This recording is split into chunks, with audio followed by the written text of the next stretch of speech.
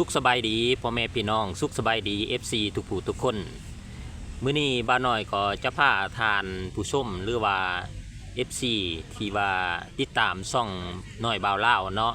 มาเที่ยวหรือว่าเยี่ยมยามพระธาตุหลวงเวียงจันทน์ถือว่าเป็นโอกาสที่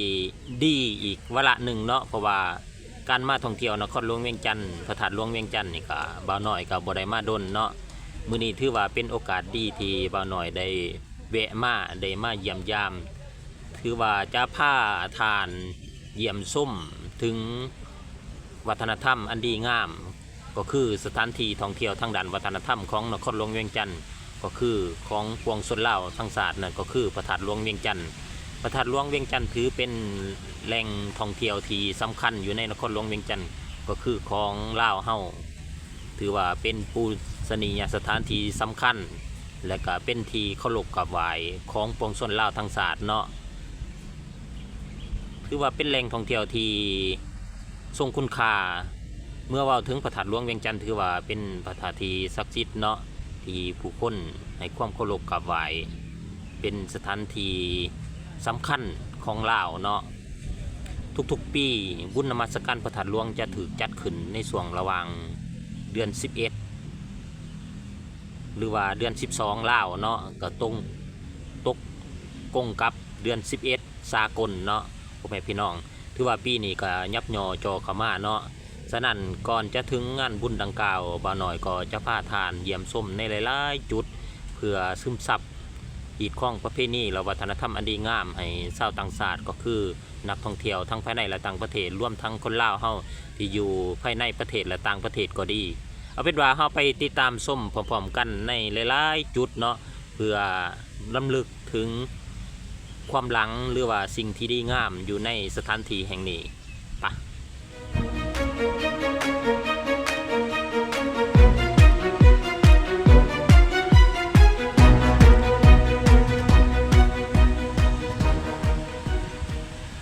บริเวณอ้อมหอบเดินพระธาตุหลวงก็ถือว่าเป็น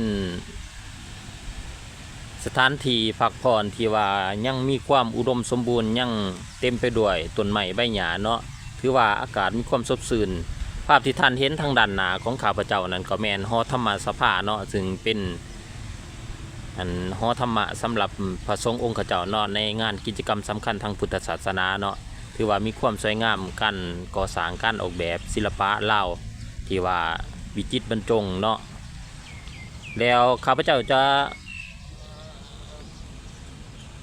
ให้ท่านผู้ชมเห็นภาพโดยรวมเนาะนี่ก็เป็นภาพบรรยากาศโดยรวมถือว่ามีความอุดมสมบูรณ์ของต้นไม้เนาะสิ่งที่ท่านเห็นทางด้านนั้นก็แมนอุปันรอพระเจ้าสยามเศรษฐาธิราชเนาะเดี๋ยวบ่าวน้อยจะพาไปเยี่ยมชมไกลๆเนาะและตอนนี้ก็อยู่ทางด้านหน้านี่ก็แมนองค์พระธาตุหลวงเวียงจันทน์เนาะพระธาตุหลวงเวียงจันทน์ถือว่าอยู่สถานที่แห่งนี้ก็ถือว่ามีบอนนั่งพักผ่อนมีบอนนั่งเล่นในหลายๆจุดเนาะถือว่าอากาศซุ่มเย็นเนาะมีโฮมต้นไม้ใบหญ้าโดยเฉพาะต้นโพต้นไทรนี่โอ้มีความซุ่มเย็นหลายนี่ก็แมนเป็นต้นโพเนาะเป็นต้นโพถือว่าเป็นต้นโพขนาดใหญ่ที่ว่า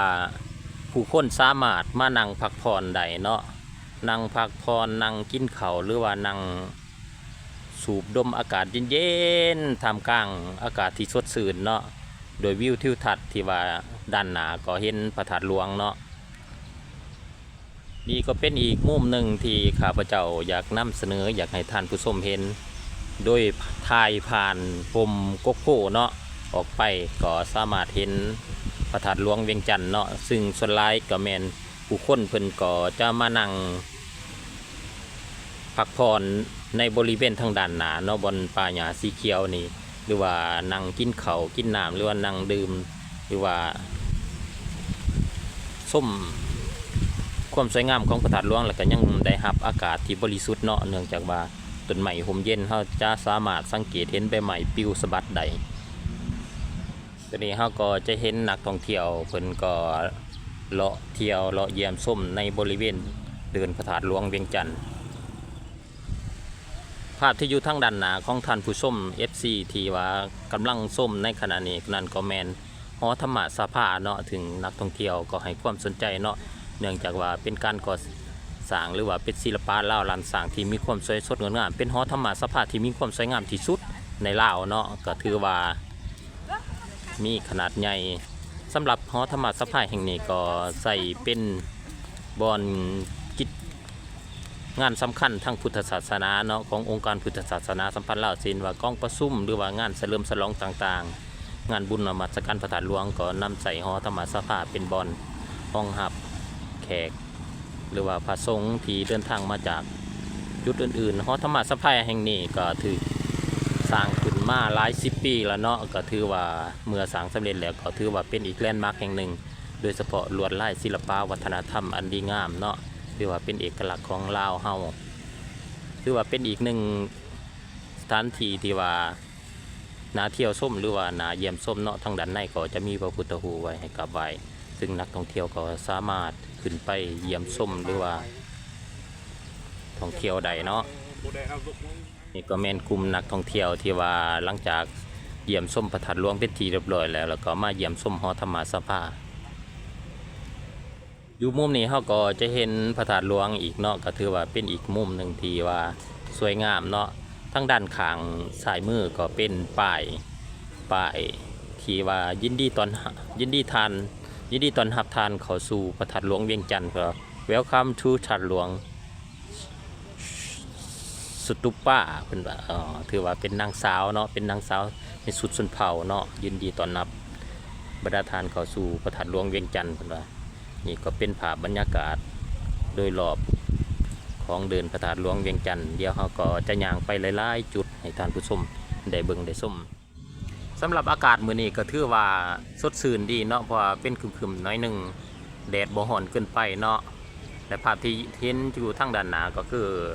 องค์สมเด็จพระเจ้าสยามเศรษฐาธิราชเนาะก็ถือว่าเป็น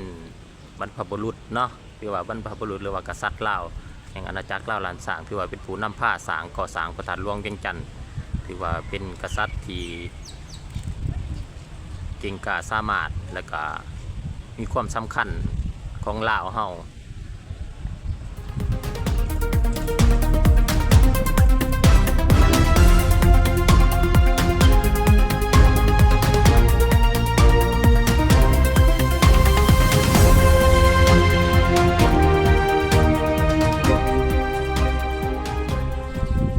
นี่ก็จะเป็นอีกมุมหนึ่งเนาะที่ว่า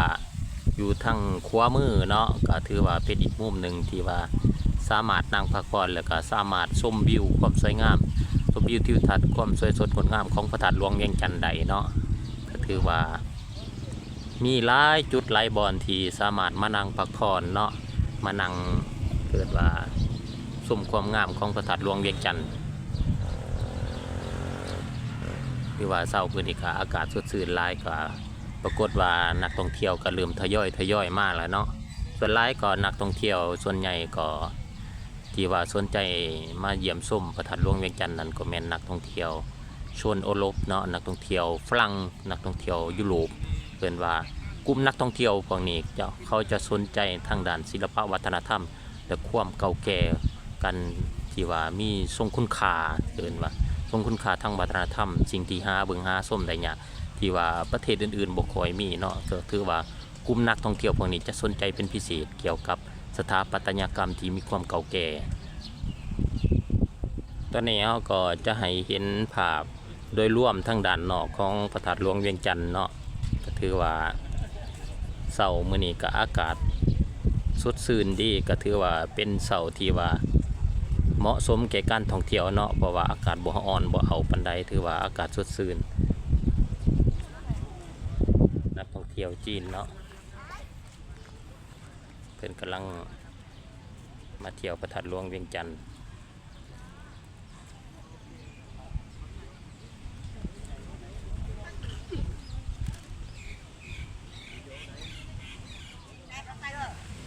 เป็น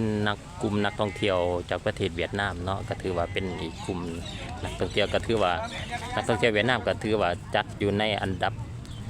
บที่3เนาะอันดับที่3ของนักท่องเที่ยวที่ว่าเดินทางมาเที่ยวสปป.ลาวเนาะอันดับ1นั่นก็แม่นไทยเนาะอันดับ2ก็แม่นจีนอันดับ3แม่นเวียดนามเนาะเวียดนามแล้วก็เกาหลี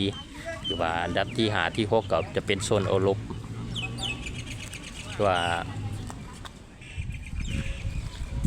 าเรื่องการท่องเที่ยวอยู่ที่นครหลวงเวียงจันทร์ก็ถือว่าปีนี้มีความคึกคืนที่ก็มีนักท่องเที่ยวเข้ามาหลายล้านคนเนาะซึ่งของอันดับ1นั่นก็แม่นนักท่องเที่ยวไทยส่วนหลายเป็นนักท่องเที่ยวไทยจะเข้าออก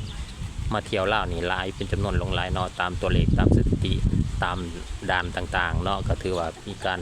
โควตาเข้าออกนี่หลายที่สุด2มาก็เป็นกลุ่มนักท่องเที่ยวจีนนักท่องเที่ยวจีนส่วนหลายเขาจะเห็นมาเป็นกลุ่มเนาะมาเป็นกลุ่มเดินทางมาจากด้วยรถไฟความไวสูงจากคุนมิงสู่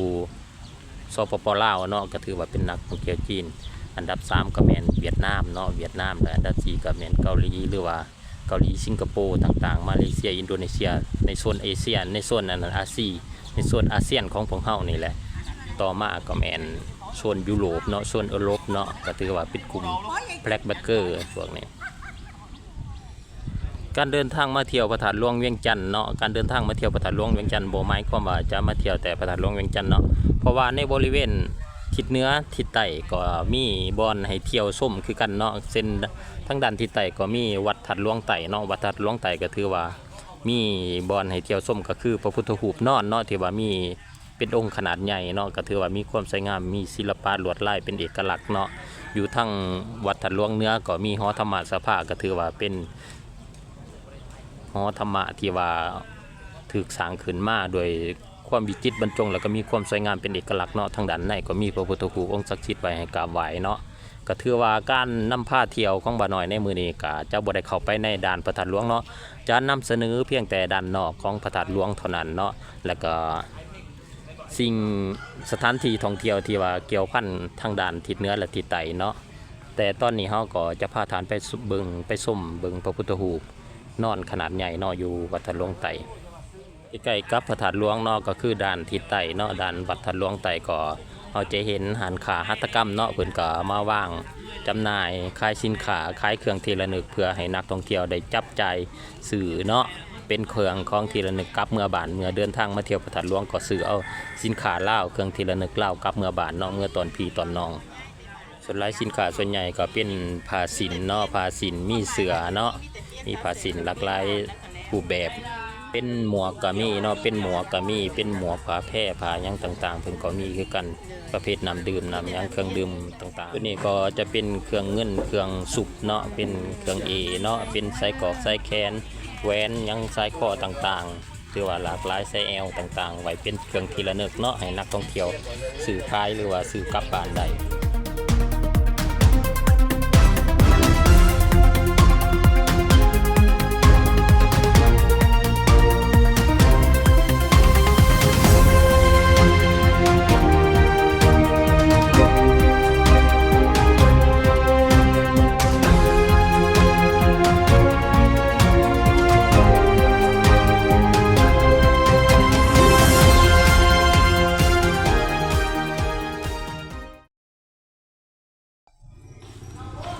ตอนนี้เฮาก็เข้ามาอยู่วัดธาตุหลวงไต่แล้วเนาะก็ถือว่า